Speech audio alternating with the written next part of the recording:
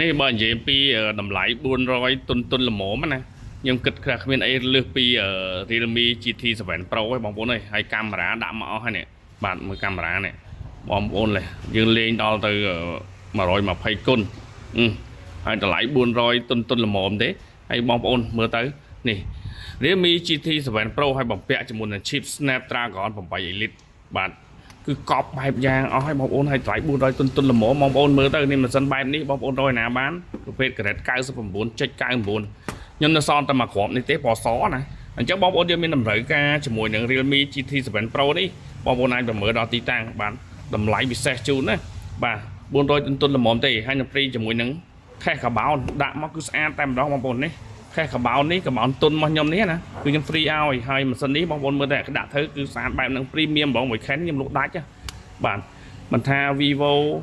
មិនថាសៅមីខ្ញុំមានខែនេះដាក់លក់ទៅអតិថិជនញ៉ាំទៅខែច្រើនប៉ុន្តែក៏ដាក់ទៅស្អាតបាទនេះគឺអស់អញ្ចឹងហ្មងដាក់ដែរបើកែមវិញបាច់និយាយនេះការពារបាទយើងអ៊ុត screen កាមេរ៉ាអត់អីដាក់មកស្អាតបែបហ្នឹងហើយអំពីតម្លៃ$439ប្រាប់ពីតម្លៃត្មងទៅពីជូនឆ្នាំង120វ៉ាត់បាទជាមួយនឹង cache scene ហើយបើនិយាយពី grade ទូរស័ព្ទ99.99អញ្ចឹងចំពោះ chip តម្លៃហើយនឹងកាមេរ៉ាគឺកប់អស់ហើយបងប្អូននៅតែបងប្អូនមកមើលទេអញ្ចឹងបងប្អូនយើងមានតម្រូវការអាចមកមើលដល់ទីតាំងបានណាតម្លៃពិសេសអរគុណច្រើនជម្រាបលា